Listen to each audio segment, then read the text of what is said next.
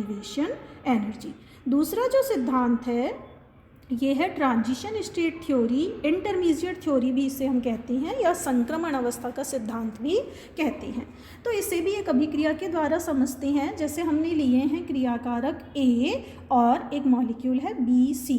A plus BC की जब reaction हो रही है तो प्रोडक्ट हमें मिल रहा है AB प्लस C, यानी एक अवस्था इस अभिक्रिया के बीच में जिसे हम इंटरमीडिएट कह रहे हैं, वो एक ऐसी अवस्था आई है जिसमें A और B के बीच में बॉन्ड बन रहा है और B और C के बीच में बॉन्ड टूट रहा है। तो साइमल्टेनियसली दोनों चीज़ें हो रही हैं। और एक अवस्था ऐसी होती है जिसमें जो सेंट्रल एटम B है उससे जितने डिस्टेंस पर या जितना वीक बॉन्ड C वाला होता है उतने ही डिस्टेंस पर A होता है या उतना ही वीक बॉन्ड A होता है।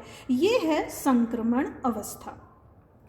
ये जो बॉन्ड लेंथ्स हैं AB और BC ये दोनों इक्वल होती हैं। इसलिए इक्वल हैं क्योंकि ये अभी एग्जैक्टली संक्रमण अवस्था में हैं और दोनों ही बॉन्ड लेंथ्स ज़्यादा होती हैं। अगर हम AB जो उत्पाद है उसकी बॉन्ड लेंथ देखें या BC जो क्रियाकारक अणु था उसकी बॉन्ड लेंथ देखें, उन दोनों से ही ये बॉन्ड लेंथ ज़्यादा होती है और बॉन्ड जो है वो पुअर होता है। तो यहाँ हम देखते हैं अभी जो हमने देखा था हेलोजनेशन ऑफ एल्कीन, उसी को दोबारा से यहाँ पर देखते हैं संक्रमण अवस्था सिद्धांत के द्वारा। तो ये हम देख रहे हैं कि यहाँ से ये जो CH बॉन्ड है, ये CH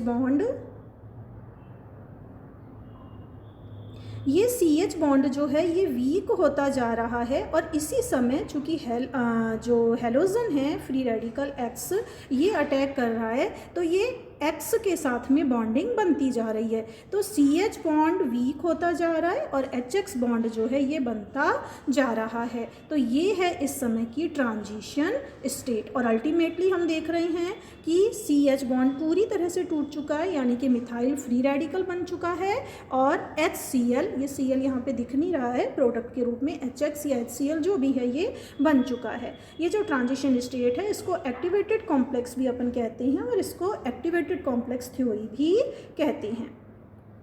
तो वही बात फिर से यहाँ पे है कि रिएक्टेंट और प्रोडक्ट के बीच का जो डिफरेंस है वो एंथैल्पी या गिब्स फ्री एनर्जी भी इसको हम कहते हैं। और जो ट्रांजिशन स्टेट तक पहुँचने के लिए ये जो हम देख रहे हैं यहाँ पर टॉप पर जो है, यहाँ पर टॉप ऑफ एनर्जी हिल ये ट्रांजिशन स्टेट है, इनके बीच का गैप जो है ये डेल्टा G कहा जाता है और ये जो है इसको हम कहते हैं एनर्जी है।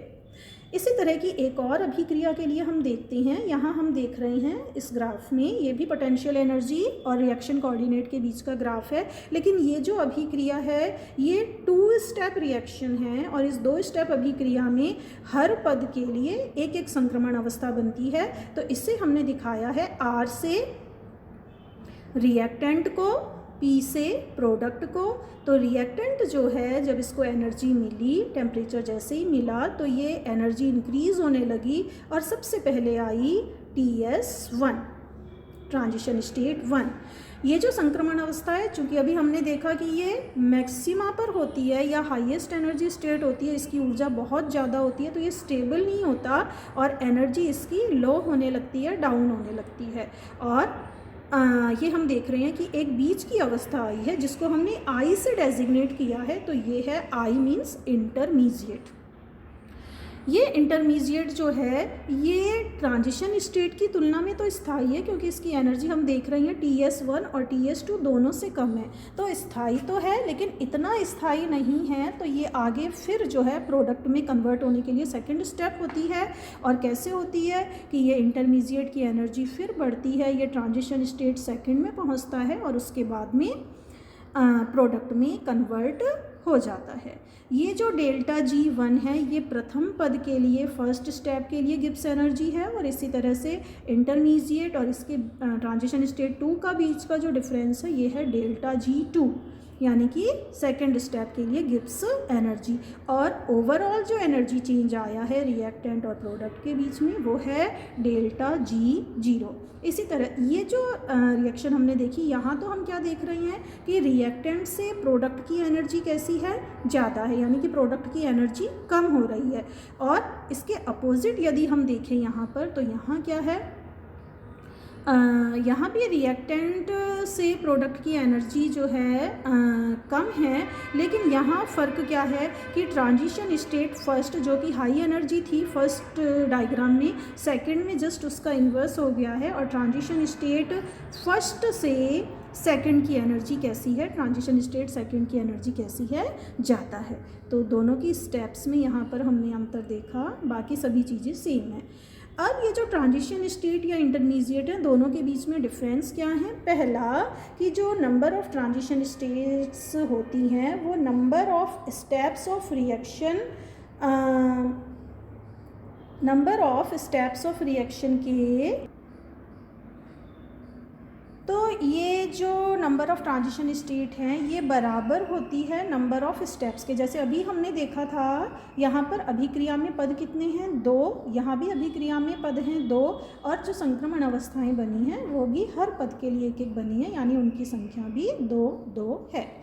जबकि जो इंटरमीडिएट्स होते हैं इनकी संख्या होती है नंबर ऑफ स्टेप्स -1, यानी जितने पद की अभिक्रिया है उसमें से एक हम घटाते हैं तो उतनी जो इंटरमीडिएट होते हैं उनकी संख्या होती है। ये जो ट्रांजिशन स्टेट है, संक्रमण अवस्था है, ये ना तो कोई कोवेलेंट मॉलिक्यूल है ना कोई कोवेलेंट आयन है, जबकि जो इंटरमीडिएट होता है ये एक नॉर्मल कोवेलेंट मॉलिक्यूल या आयन, इसे हम मान सकते हैं।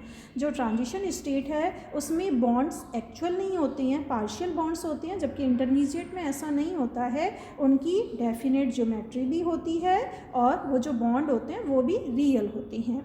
ये जो संक्रमण अवस्था है ये ज़्यादा स्टेबल नहीं होती, कभी भी हम इससे कैप्चर नहीं कर सकते हैं, लेकिन जो मध्यस्थ हैं ये इंटरमीडिएट हैं ये स्टेबल होते हैं और इनको हम ट्रैप भी कर सकते हैं। तो ये आज हमने देखा ट्रांजिशन स्टेट, इंटरमीडिएट्स और दोनों तरह के सिद्धांत, कोलिजन थ्योरी और संक्रमण अवस्था सिद्धांत, जो कि कार्बनिक अभिक्रियाओं की क्रियाविधि को समझाने के लिए, उनके ऊर्जा पे विचार करने के लिए ये सिद्धांत जो हैं वो दिए जाते हैं। Thank you.